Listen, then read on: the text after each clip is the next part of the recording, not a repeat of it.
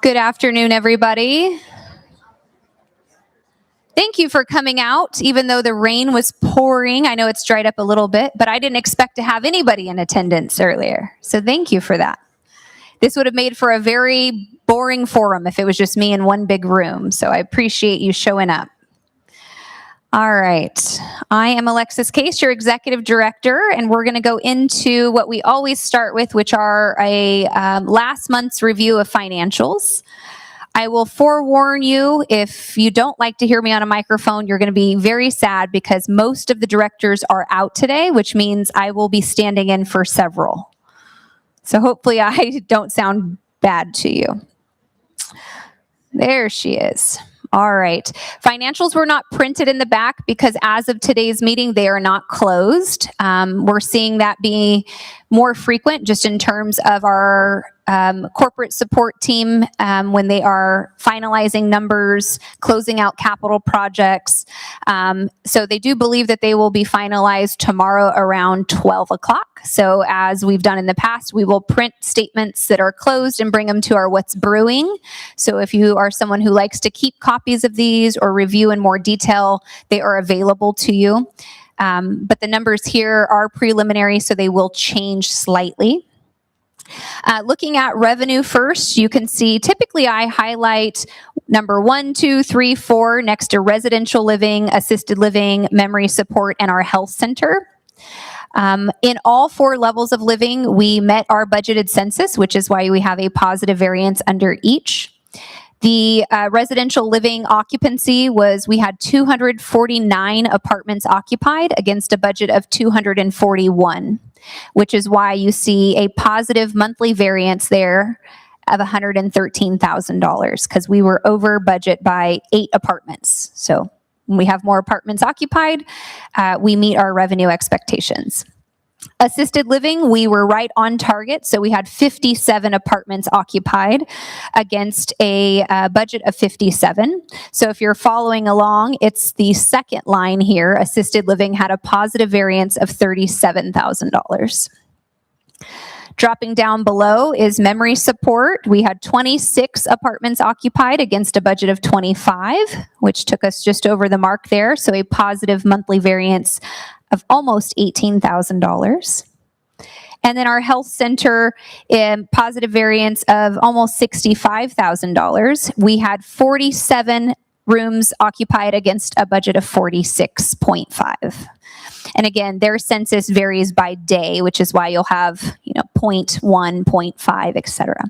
So all to say, our revenue is primarily driven by occupancy, and because we were full and beyond full in some areas, we met budget, occupancy, and revenue. Down below, you'll see our final revenue for the month, which I did highlight for you here with this number 1.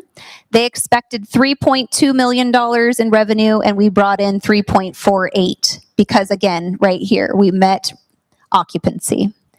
This continues to be a trend, these negative variances in our wellness center.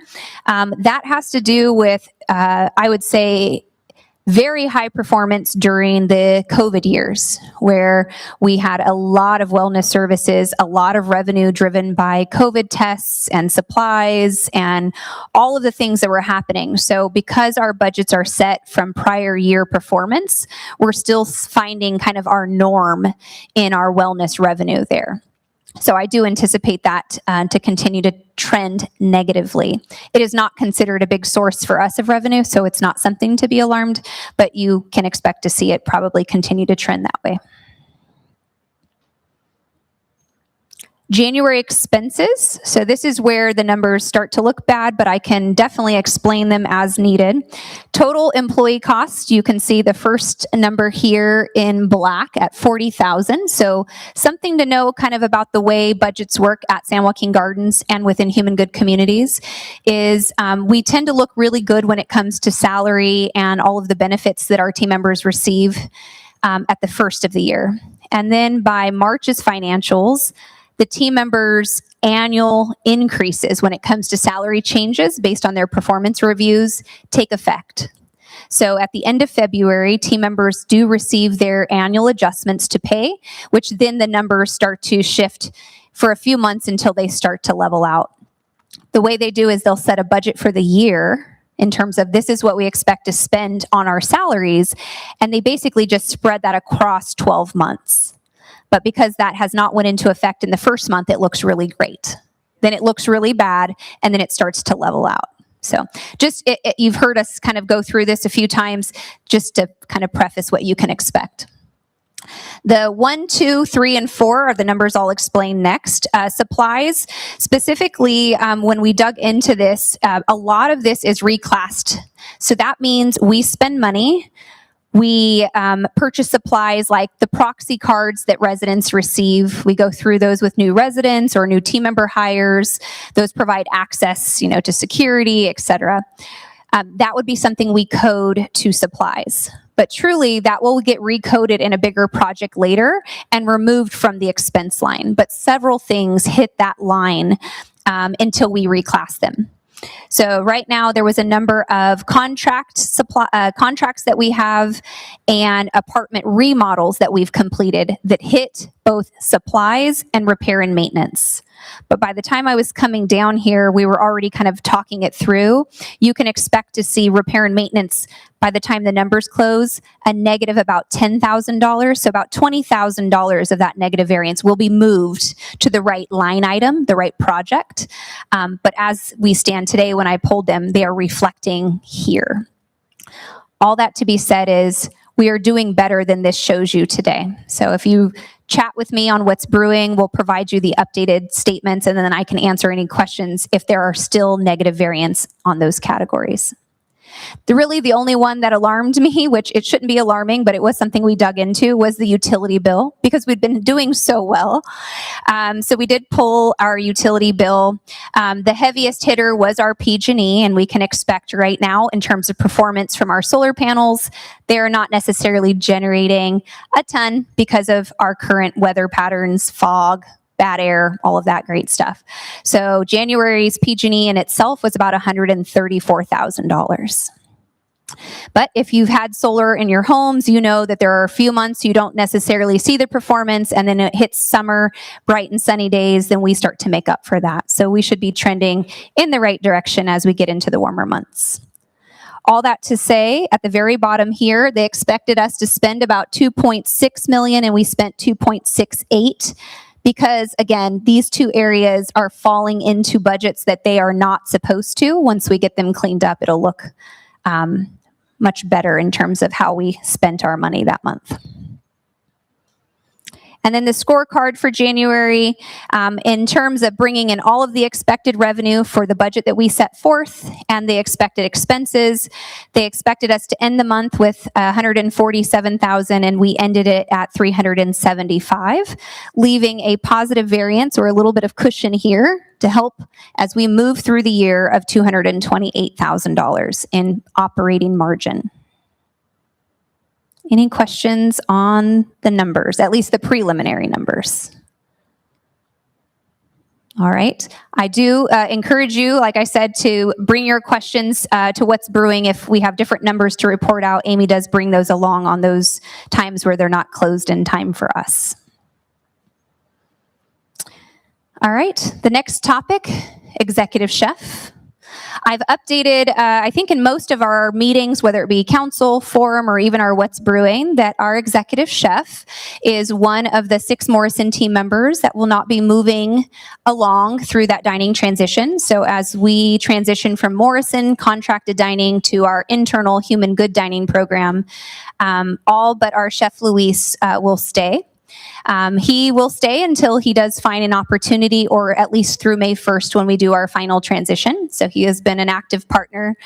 I heard wonderful reviews about our Valentine dinner. So I know that he is supporting the team and making sure that we are still providing a wonderful dining program. And I think he'll continue to do that as long as he's here.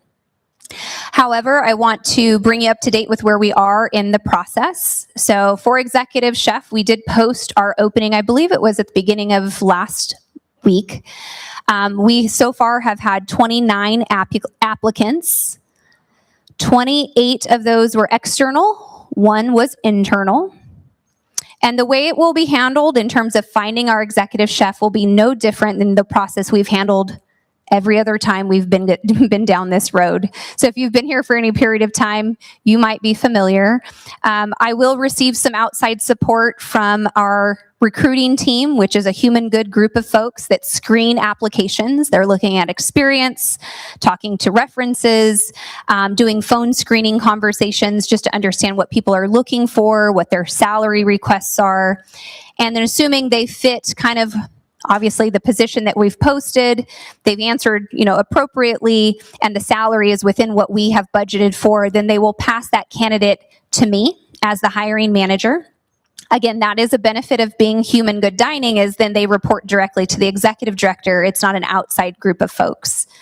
So then I would coordinate an internal in-person or on-site interview. Typically that includes our dining director, our human good HR representative. Right now that has been Sierra, who is our HR director, but she's been doing it remotely. And then any human good dining leadership, such as Daniel Williams, our VP of hospitality, or even Adam Baird, who is overseeing our culinary or back of house. So that's the human good support team. And they might join remotely via Zoom or Teams so that they're in the room with us, but not necessarily here to tour the campus. They go through a formal interview process in terms of questions that are being asked, and we do tour them through the kitchens and all of the venues that they would be expected to manage. Typically, once we get through a process where we feel we have 2 to 3 really strong candidates, then we introduce what we call a final panel interview. And the final panel interview does require a secondary on-site interview, but the group of folks are a little bit more inclusive of residents. So at that point, we have the VP of hospitality, usually our VP of operations. In the past, that's been Jessica Lopez. I might be able to get Dan Ogus here if he really wants to do it, since he is currently my VPO. Local directors, folks that would work hand in hand, like for instance, our sales director usually works very closely with our culinary department for marketing events and things like that. So we hand select a few local directors, and then members of our resident council and our dining committee. So that process will remain exactly the same. It does go through a panel interview where we truly are sitting in front of that person. I'm male or female, sitting in front of that person, interviewing them, and then we close out the interview with a cooking demonstration where we do usually put them to a test. Sometimes it's timed. I've seen that's been kind of a thing that's happened. Select ingredients are provided, and then they put on a nice meal. And then, of course, we recap that presentation and that food demonstration to decide whether or not we have our candidate. Amy? She's coming around with the microphone. That way we can help.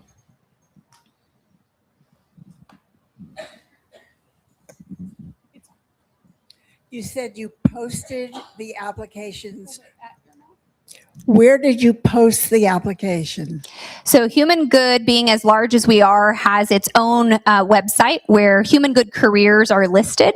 They also filter through LinkedIn and outside profiles that would help get that advertisement out there. Something that is different than the way we've handled it with contract dining is you do really attract a different person when you're looking at local culinary experts, executive chefs in restaurants in the general area versus contract dining, which then your pool is larger outside cities where you're asking them to relocate. So anytime there is a contract dining, they often are not bringing to you local talent. They're bringing folks from a bigger pool, if you would. Where right now we are attracting talent that is in our local area. Any other questions about the executive chef? Right up here, Ames. And then I want someone in the back to raise your hand so then she could run to the back. We're doing our step challenge. I'm wondering if Louise will have any input into the bistro. The word here is refresh, because he seems to really know how things work here. Will he have that opportunity before he leaves us? Thank you for the question. So when we started the conversation about the bistro refresh, Chef Louise was part of the initial conversation. He walked it with the design team. He walked it with our regional buildings and grounds director, Tom Walls, and Jessica Lopez. We have since shifted that conversation to include our current executive sous chef, Juan Matawala, and Amanda, our dining director. So we did hear from him early on in respect to this is the challenges. These are the challenges that we're faced with the appliances and the flow of the kitchen. And that, I believe that vantage point from behind, it continues on through our current group. We have at this point excluded him from ongoing design conversations because he will not be here with us. So, but we have introduced 2 team members that are very involved in our kitchen and I believe would have the same input that he could offer. Any other questions about our executive chef? All right. In the meantime, don't hesitate to ask questions. I know that he has already been very honest and open about his plans with his team. I want to reassure everyone, Chef Louise is one of many back there, and he has really done a wonderful job to make sure that team members are pulled into the entire operation. He has not isolated that to him being the only responsible person when it comes to ordering food, managing menu making, actually cooking the food. There is a ton of people back there doing that work, and I do believe you won't experience a major change or shift when Chef does move on. So I'm encouraged by the team that we have, and I think you all probably would be too if you knew how much they are doing without Chef Louise, because he's not here every single day for every meal. So I think we're going to be in good shape. All right. Because you haven't got enough of me, we'll report out, giving you updates on our sales. Again, just referencing occupied versus annual. So 249 residential apartments are occupied, and we expected to have 241 occupied. So we started the year in really good shape. I don't want to omit the fact that we actually have 260 apartments to sell, which is why you always see us saying we're really, really full, but somehow we still have room for depositors. We're really, really full when you compare what is full compared to what we budgeted, because we didn't expect to be at 100%. So 249 against 241, and there's plenty of room for all of those depositors because we do have more than that. 57 assisted living apartments against a budget of 57, reminding you that we actually have 60 assisted living accommodations out there. And then our memory support is 25 out of 25, and there are 27 potential spaces because we do have a few semi-private in our Grove. New residents, Fran Ziegler in Milano 317, Carrie Ladd in Piazza 308, Luis Richardson in Tuscany 268A, Sharon Smart in Sequoia 108, and Dawn and Joyce Bird in Milano 316. So we've had 5 newly occupied apartments, and I'm so thankful that their names were easy. We do have 6 depositors that would be up and coming in terms of their apartment being ready, and of course the timing of selling homes and things. Marilyn Peters is expected to move to Piazza 211. Melinda, I'm going to say Tishner, Tuscany 266B. Carlotta and Steve Curdy, Sequoia 202. Roy and Gloria Peterson, Sequoia 119. Mark and Cindy Weens in Sequoia 221, and Susan Harris in Tuscany 282B. So those folks will be in the next coming months. Waitlist depositors, that list continues to grow. Just a reminder, waitlist depositors are folks that have given a financial commitment to our sales team of $10,000. They're placed on an internal waitlist and typically have identified 1 to 2 floor plans, which means when the floor plan comes available, they would be ready to move in, versus just kind of talking to the sales team and keeping update with what we got going on. So these folks are, I would say, 27 folks, a little bit more committed than just thinking about it. Fast chats, we did our first one last week. We'll host another 2 of those this month, February 18th and February 25th. Those, again, are ways for our residents to do most of the talking. I did hear that there were a few kinks in terms of the flow of it last week, but that every single guest stayed after and was very, very pleased with the information they received. So unlike a formal lunch presentation, it was much more informal, and they felt that they got the information they were looking for. And Ruthie did put down here a reminder about our referral program. So if you refer your friends, you do have a financial benefit received in the form of a monthly fee credit. There are some eligibility around that, whether they're in the database and have been working with our sales team or newly introduced to us through you and or events that you have them on campus for. So please stop by. Emily has good, helpful brochure information that you can take with you if you have the idea that you might have a friend that at some point might be moving to the community. So I know you don't tell your friends to move in so you can get a monthly fee credit, but it doesn't hurt either. It doesn't hurt. All right, we're going to keep going with me up here. Sierra is working, but working from home. She's very pregnant, so we've got her at home.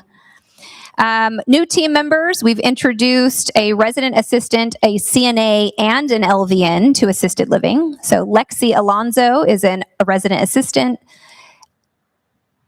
Adanelli Dolores Cruz is a CNA, and Beatrice Hernandez is a new licensed nurse. Manuel Gonzalez, our new groundskeeper, and Latiana Lua is a new housekeeper. And then Daisy Villagomez and Emily Gomez are both CNAs for our Grove. Brand new CNAs. I met them at our our Right Start program. And we have Carlos Vergara, a new cook for us in dining, and Justin Bayanetto. You might have seen him already in our dining rooms. Good. They've got last names up there for you. So in terms of dining, it looks like we had 6 dining team members depart. You can see their names off to the left of the screen.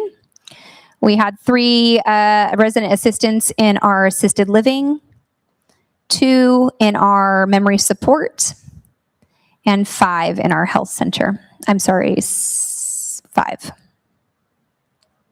I will say this was reported out in Tribune. We had several of these folks, especially in our care settings, if they've been with us through their schooling and then get hired on with hospitals. So I know looking at this list, for example, Maya McNeil was a CNA, and she went through the nursing program and eventually was hired on the hospital. So oftentimes departures in our levels of care have to do with them finishing school, which we tend to kind of be the breeding ground for allowing them flexible schedules so they can go to school and then they go off and do the dream job, which you got to understand. All right. Guess what? I'm also your director of assisted living. Usually Valerie tries to highlight all the fun stuff that goes on. So nice pictures shared here by Paula, who is our Grove coordinator. So they did Grove Valentine Crafts. Also, the Cherry Blossom Trail, which is always a big hit on our campus. So getting out there early. I know that the trail is now open for tours. Angela supplied a number of pictures because our AL team joined us for the Olympics opening day walk. And then we also have a group that has included some of our residents in assisted living that go over to Robinson Elementary and do book reading with our neighboring students, which is really nice to be able to participate in that. That's been ongoing off and on, but is very active right now. And then also assisted living took a lunch group out to Pismo's. I think Mr. Gossett had something to do with that request. He was telling me about it. And then they couldn't miss the Fresno State basketball game as well. So they are out and about. Isn't that a beautiful picture? It's a really good picture.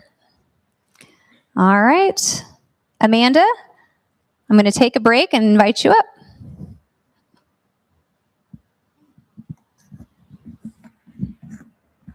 There you are, my friend.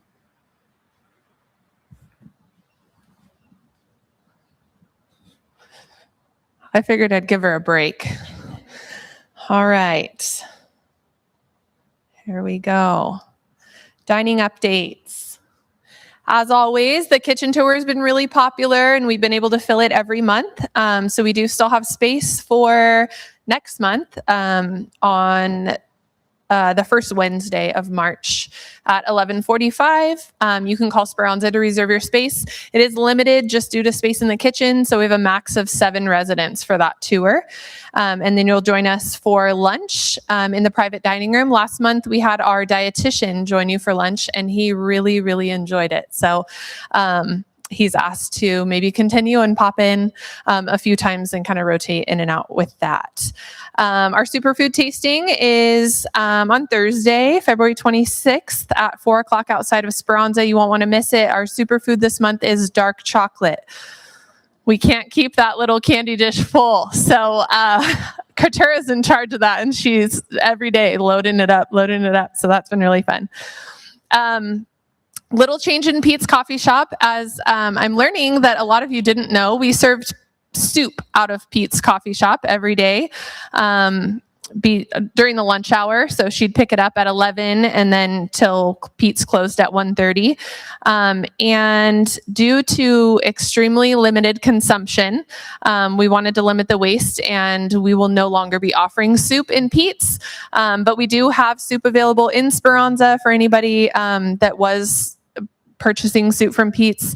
It's just a small jaunt over to Speranza to get that same soup that you all enjoy. Lettuce on the salad bar. Kind of silly to put it on here, but it's been quite the topic of conversation. Many residents have come to me on a daily basis, like, we don't have iceberg, we don't have romaine, I really want spinach. As all of you know, we have 3 slots for lettuce on the salad bar, and everybody has their own favorite. So right now we're rotating those. Every day it'll be something different. So we usually try to use the mixed screens, keep that there. And then rotate out spinach, romaine, iceberg. So if you don't see it one day, you probably will the next, if not the next. So that's kind of what I've done to keep everyone's favorites in rotation. All right. New menus. As many of you know, we released the new menu for Bistro and Speranza the first week of this month. So Wednesday, the first Wednesday, February 4th, I believe, we started the bistro menu, both breakfast and lunch. Couple new favorites on there, and they've been really popular, so I hope you've been able to enjoy those. Also for lunch, smash burgers, French dip sandwich is everybody's favorite, and then we have a new Southwest salad, and then a Greek-inspired bowl, which I've been really enjoying. And then on Friday, we released Speranza's new menu. So a couple pasta dishes on there, a few new appetizers, and a new salad. With that, we also are offering gluten-free pasta in Speranza, and then bread and bun options, both in Speranza and the bistro. So if that's a preference of yours, we will carry those in both venues from now on. With that being said, I know a few of your favorites were removed from the menu, and I've had a few people reach out to me about those. If I were to keep everybody's favorites on the menu, we'd never have a new menu ever, because everybody has favorites, and that's why a lot of things have stayed consistently on the menu. And every time we introduce a new menu, there's only like 4 or 5 new options. So with that, we will be rotating those favorites, shrimp cocktail, shrimp Louis salad, things like that, into either the action station or bistro specials. So they haven't gone away forever. We will see them pop up here and there, and then again with our new menu rotation, that may be something that you see. I do recommend trying those new options though, because there's some really yummy stuff on all of the menus.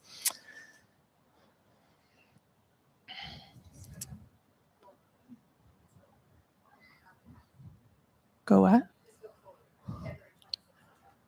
Oh, okay. Yes. We talked about superfood tasting on February 26th. talked about the friendship table, March 3rd at 4:30. And then it's in Speranza Private Dining Room. So we do have 10 seats available for that. Again, that's been really popular. And invite your neighbor, invite your friend. Even if you've gone before, please join us. Invite new residents that you may have in your community. And yeah, we'd love to see you there. And then kitchen tour as well. Oh, that was quick. I feel like I always talk so much. That was fast. All right, any questions for me? I just want to say that the pot stickers at the bistro are awesome. We have Chinese, the Lunar New Year specials in Bistro this week. So if you weren't over at the Bistro today, it's all decorated for the Lunar New Year, and the specials coincide with those decorations. We presented 4 different holidays that will be decorating the Bistro and then offering specials to go with those holidays in the Bistro. So if you haven't had a chance, chow mein, pot stickers, lots of yummy specials this week over there. Any other questions? All right, Brian. Thank you.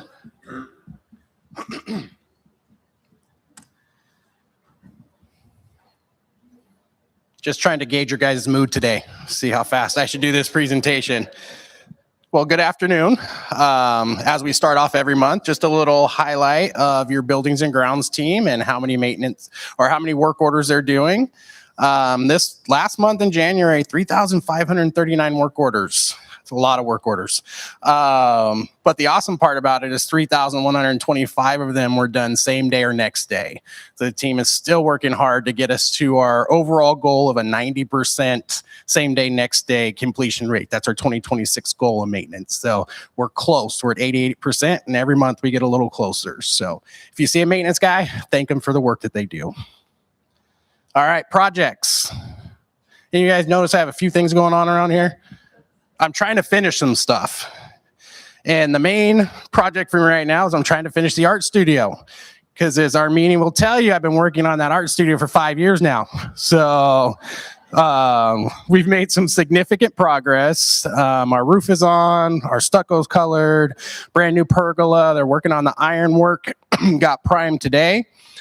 Next step is we're going to put some paint on the walls and finish the flooring. And by end of next week, we will have our casework in. So all the cabinets and counters and all that fun stuff. So we are shooting, or Joe's going to shoot me, one or the other, for a mid-March grand opening. So when the weather's a little nicer, it stops raining, we can finally get our art studio open for our residents. They're chomping to do some work in there. New exterior LED lights are going in. So one of our initiatives for 2026 is to continue to reduce our carbon footprint, but also to eliminate any type of compact fluorescent or linear fluorescent bulbs, as they've now been outlawed in the state of California. So I can no longer buy those bulbs. To buy an LED replacement, I'm looking at about $30 a fixture every time we have to change those bulbs. So we decided to rip the Band-Aid off, built a big project this year to do the entire campus. So we visited Milano Interiors, our healthcare interiors are almost done. Valencia will see that same upgrade, all our exterior post lighting, and our lodges, Tulipano, Tivoli, and Antonella are completed, with Grove, our last stop on that side. So Alexis gave me some good news this morning. The Antonella ceilings are done, because when you take 4-foot fluorescents and you replace them with can lights, you have some ceiling damage. So our painters have been working tirelessly over there to get our lodges, looking real nice. So if you see a new light near you, that's what we're doing. So these are some of the hardest working team members on campus. And we have a few new ones, as we've had some of our veterans retire. I talked to Javier day before yesterday, called me from a Mexican area code. So he did actually move to Mexico. And he is at his hacienda down there with some shrimp cocktail in one hand and a Corona in the other, and just living his best life. Homer's relaxing at home. So those are our 2 long-term team members, but we did replace them with some really motivated gentlemen. On the far left, you will see Emmanuel Reyes. Emmanuel Ray, sorry. We actually stole him from the gardeners from next door. So they had a contract service, and Javi poked his head over the fence and he's like, come to the good side. Jose Beltran, who's actually been training with Javier for the last 3 years, has now taken over the lead technician role. So he's running the crew out there on a day-to-day basis. We have Armando, which was an internal referral by Jose Beltran. Carlos, another internal referral by Jose, and then Francisco. Francisco's my diehard 17-year, hardworking every day. So that's your new grounds team. And I will say that, Javier did a fantastic job on campus, but it's nice when you get a new lead who's just really wanting to show what they can do. And I walked through the lodges and I don't think I've ever seen them look that good. Everything's pruned perfectly. He's really taken a hold of that team. Yes, you're getting Bark, Elaine. It's coming. We're working our way. She was giving me that I want Bark look. So that's one of the projects that they're working on right now. They are a great team. Thank you very much. They rain, snow, sun, heat, it doesn't matter. They're out there. And they're out there spreading 200 cubic yards of bark that we decided we were going to order because I was walking around the campus and it just looked a little sparse. So we wanted to spruce it up before spring, and our new spring color gets here. But you can see our primroses are doing very well. They took a little longer this year to kind of bloom, but now that they're in full bloom, they look great. The snapdragons look great. So I can't thank the grounds team enough for the efforts that they put into the community. So wanted to introduce them. So you'll see those new faces out there. Stop by and say hi. And Francisco, like I said, is my anchor. So that's our squad. Questions? Our new tram is here. Finally. Like on campus. Eb and Daniel were whipping it around campus, taking corners, checking the air conditioning and the heater that's installed in there. They had the radio blasting. I think they're having a little bit too much fun.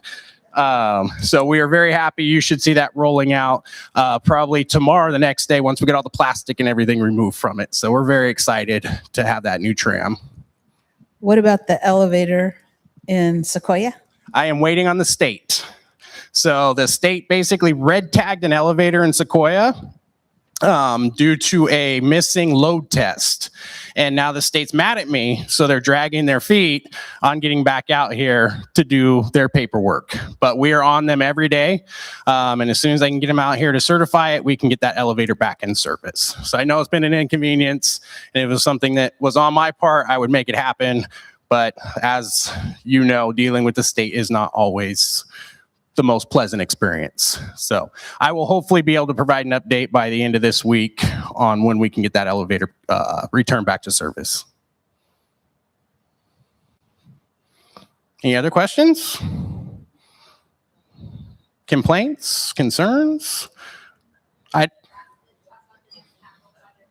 Oh, yes. The next capital project, Alexis reminded me that I'm not done once we finish the art studio. Next big project we have are the Milano courtyards. So we have brought together a committee of Milano residents, and we will be walking with our landscape designer, architect on Thursday with the resident group and Alexis and myself to really start getting a conceptual idea of what we're going to do and what that's going to look like, because we are running out of time. Because whoever's lived in Fresno for more than a year knows you can't plant in the summer. Bad things happen. So we're trying to get the project done by mid-spring, which is April, May-ish. So we're really excited about that. And then once we finish the upgrade on the Milano courtyards, hopefully, knock on what I was talking to Alexa this morning, hopefully we'll have some timelines on the bistro renovation, which we're excited about. We're very close. And the other project that you won't isn't going to be so grand, but is going to have a huge impact is the FF&E in our healthcare center. So we have our final design call, I believe, next Friday to go over our last details. And then the healthcare center will get a full interior facelift, new paint, new floors, no, sorry, not new floors, new carpeting, new shades, new bed furnishings, the chairs, the works. And so that building's about 12 years old, well lived in, and it's time for a little update. So that's kind of what to look forward to in the next few months. All those projects starting to go through the pipeline and hopefully get them completed by the end of the year. In theory, maybe ish. Like the art studio, it was an ish. I said by December 31st ish. Elaine. She's coming. I just wondered on the bistro remodel, we were talking at lunch. Oh, here it comes. If you could give us a drawing up there, a schematic or whatever it's called, so we could see how you're going to get more space. We can definitely do that. I think we have some watercolor conceptual drawings that I believe, Alexis, you shared with the dining committee.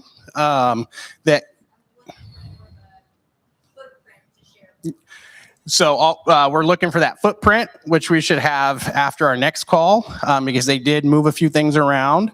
And as soon as we have that, I'm sure Alexis will share it, hopefully by next forum, in theory.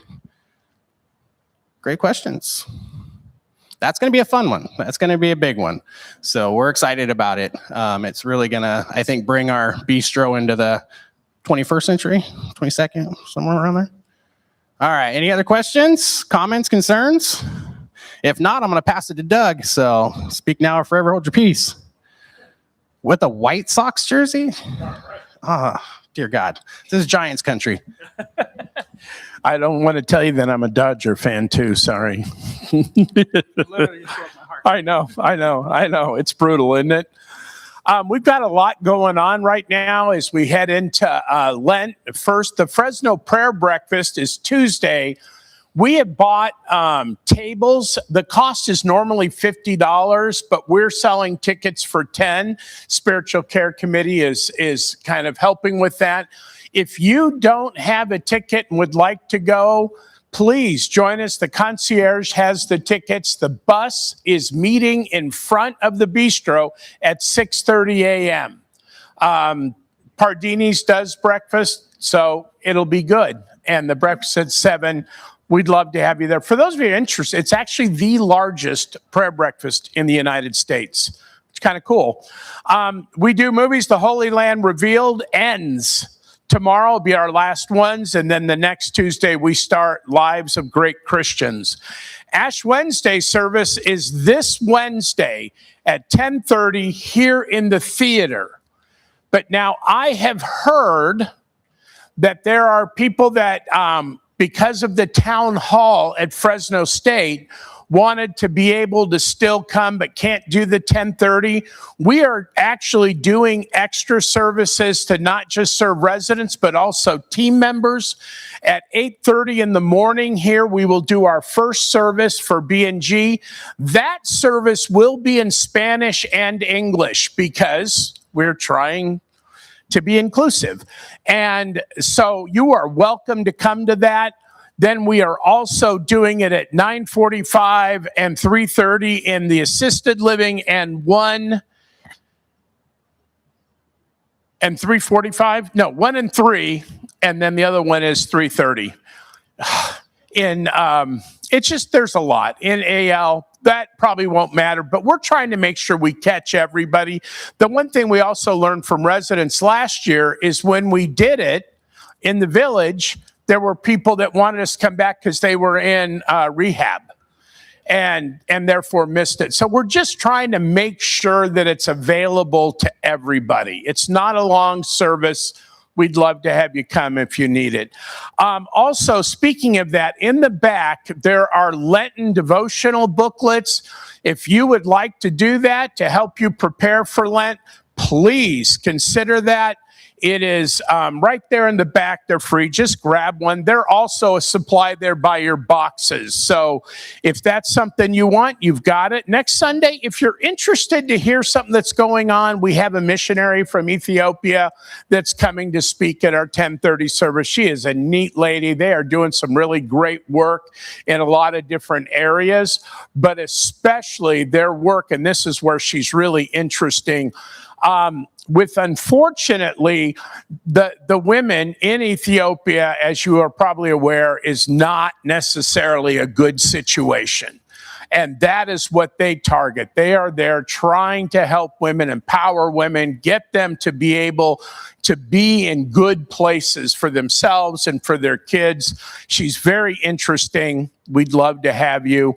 And then on March 1st, we're going to kick off Lent and things will be going. So that's all I have, unless there's any questions. And yes, I see that hand back there.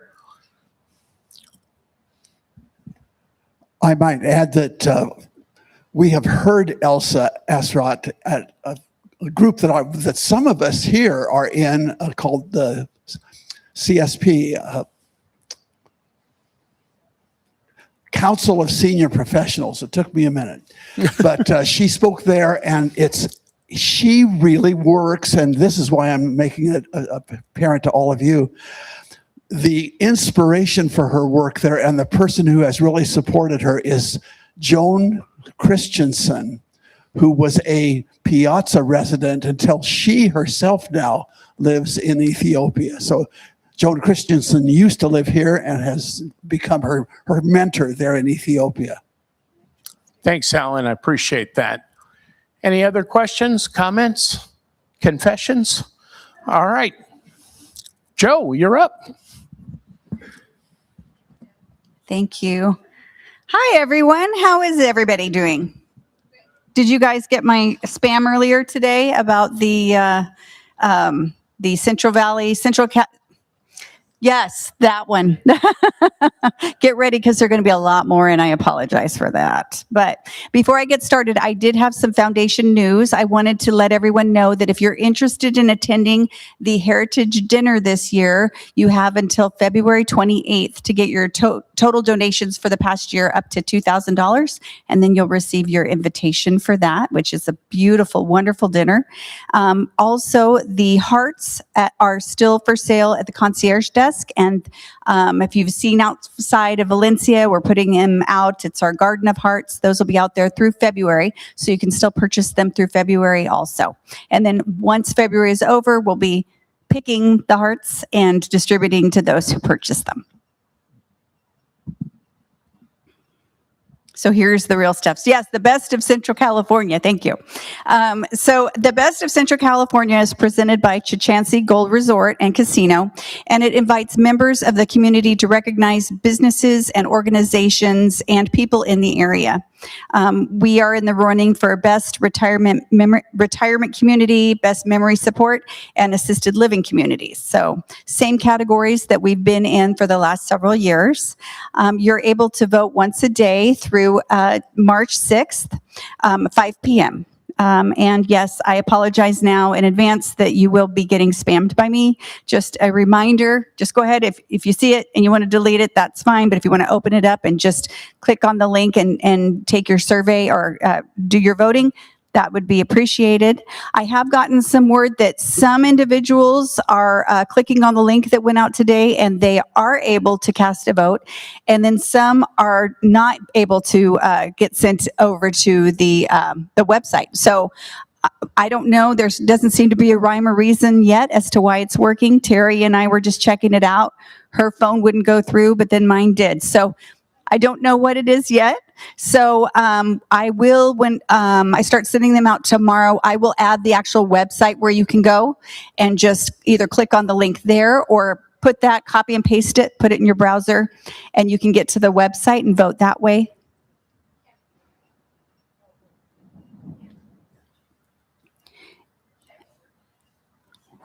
We're getting information.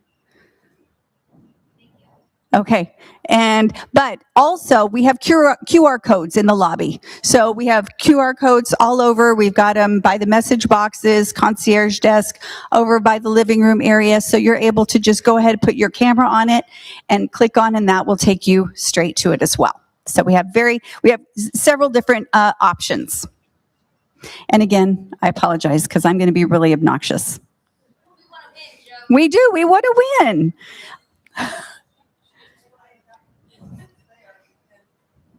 And it works. So there you go. That QR code is working. I emailed out a link, and the link isn't always working. So the QR code goes. Oh, you know what? Well, no. If you get it on your phone, I guess. Anyway, all right. We'll figure it out.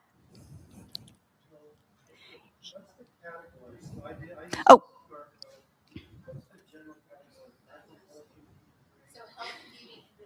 Yeah, so you're going to go to real estate, and then you'll find us under retirement community on the bottom. And then health and beauty, you will find our memory support and our assisted living under that category.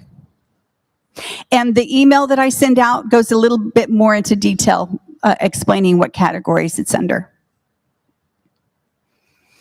Now, Ready, Set, Cubigo. Cubigo, as you all are aware, I'm sure, is our in-house communications platform that we use at TSJG. So the goal of Cubigo is to provide essential services and communication in one place, creating an environment where residents feel connected, supported, and in control of their own lives. We are very lucky here because we have Lance Boyce as our content manager for Cubigo, and that man really knows the insides and outs. So he is going to be offering classes all year long. He's going to rotate with introductory classes, and then the next month he'll have a classes that have a little bit more in-depth information. Anyone can come to any class. Anyone's welcome. Or in the meantime, if you just have questions, you're welcome to meet with Lance, and he can explain everything. Again, he knows the platform so well. We're just really, truly lucky to have him here. And really, the more you learn about it, the more fun it becomes. So hopefully everybody will take a look into that and see if they're interested.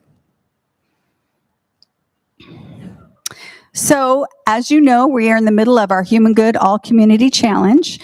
TSJG is in the running for winning. So remember I told you last time, we're a little bit competitive. So we are in second place right now. So we really want to see if we can win. Alexis is really competitive. So this week, they were sent out. This week, it's a video that you can find on Cubigo, and it's talking about mental health. And then you can take, the surveys are also put in the message boxes. You can fill those out and give them to the concierge, and we'll input the information for you, or you're able to do it through Cubigo yourself. The first part, again, is the learn part, a little learn piece, where the document will either be in the message boxes or on Cubigo. And like I said, this week it is on Cubigo. And then the act part is where you just kind of submit the survey. Heart Walks. Who's participated in our February Heart Walks? Lot of fun. I know we had a really good time. I guess I'm having more fun than everybody else because I'm not really walking. I'm just standing there and taking pictures and getting to mark people off, and it's always a lot of fun to see that. So, but it's needed. It's necessary. I had to take one for the team and not actually do the steps. So, you know. So we're going to continue on for the rest of February. We're going to have healthy heart snacks in the club room at 10 a.m., followed by a morning stretch in the Talladay Theater or outside, depending on weather. And 11 a.m., we'll have the 1 mile campus walk. And I know that Nick's been having a lot of fun with this whole thing and just really working hard to make sure all the residents and team members have a good time as well. Dining Dudes and Dining Divas. So I don't know if the dudes have been waiting, but this is going to be at Antonio's this week, this Wednesday. It's going to be here in the Talladay Theater with Antonio's Authentic Mexican Cuisine. And then we're going to have Dining Divas next Wednesday, February 25th in the Talladay Theater here at Jaffa Grill. We'll have beef kebabs, chicken kebabs, rice, salad, and hummus. So it should be a really good time.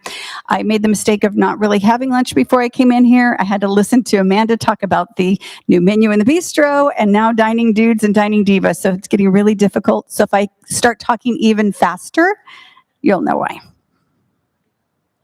What's Brewing is next Monday, so enjoy some time with our executive director.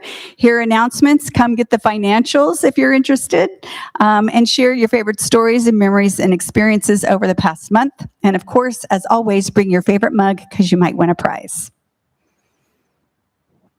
Since the last time we met, we've had the Go for the Gold Olympic Heart Walk. We had our paint night, which I am hoping in the future to have that in the art studio. And we had our trip out to the zoo for the Illuminature. We also had our red walk where you can see some of our residents strutting down the catwalk or the red carpet. So that was a lot of fun. Oh, now we have the best part of the whole meeting. Time for Bev.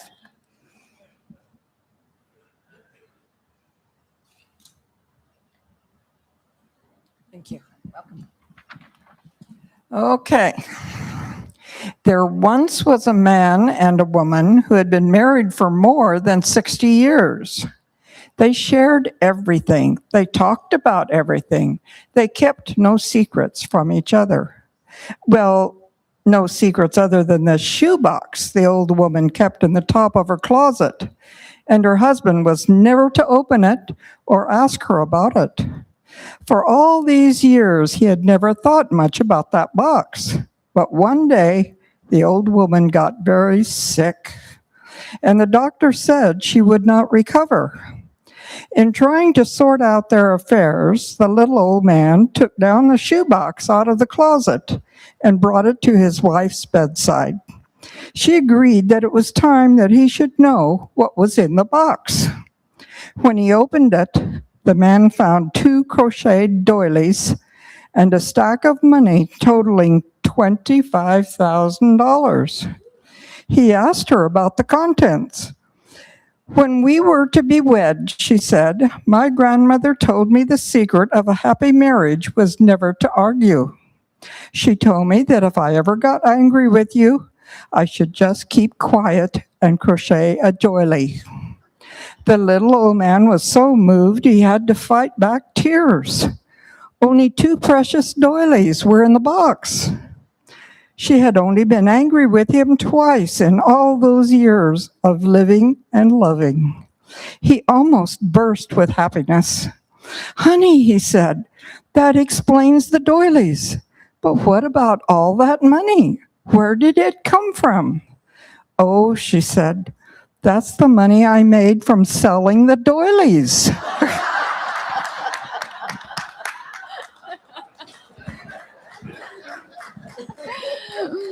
Thank you, Bev. Now we need to know everyone else's tactics, right? How else does everyone else handle that? Thank you all for joining us on this not so great weather day. Stick around if you have questions. I think a few directors are still here to help out. Otherwise, enjoy your evening and have a nice day.